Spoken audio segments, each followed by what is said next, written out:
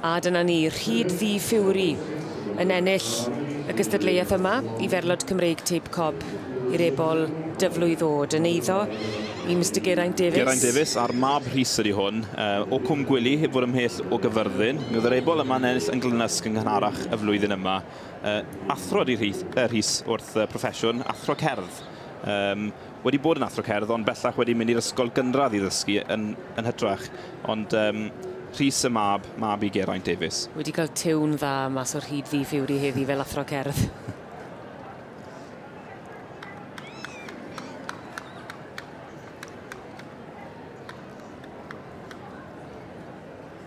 A'r carden goch yn cael ei chwifio o flaen Rhyd Ddu Fury. A da gweld I fod yn byth teuluol iawn. Y tad yn berchenog ar mab yn dangos, profiad I ddangos wedyn ni. Ond Brydfa Rhyd Ddu yn cael llwyddiant yma'n aml iawn. Y fam Tireos Furioso a'r tad Parcebog, y ddau yn enw cyfarwydd iawn. A'n ail wedyn Rhyd Eilian Tylynor, eiddo Jay Arnold, yn gyntaf yma llynedd, cyntaf yn y Ffaerea, ond ail yn Llambed ac ail heddiw.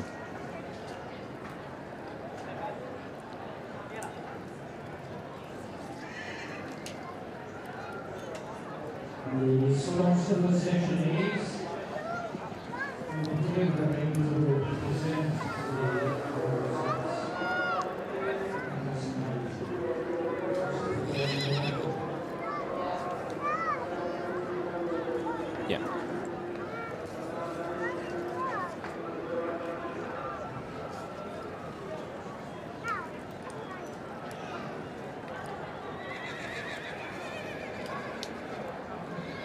I think the second number one was number 2 made wrong.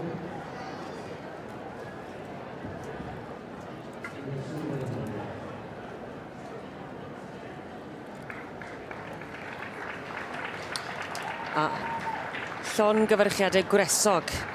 Unwaith eto I Rhyd Ddu Fury yn eiddo I Mr Geraint Davies. A Rhys Davies mab Geraint yn cael y cyfle I ddangos Rhyd Ddu Fury yma yn y prif gylch ac yn mwynhau I eiliadau o fuddugoliaeth. Fel brodor o Gyfyrddin, mae'n rhaid bod ti'n falch iawn heledd. Cwm Gwili yw'r cartre i'r ceffyl yma, felly nôl I Gyfyrddin. Ti'n mo be, mae rhywbeth am y gwreiddiau yn dys e.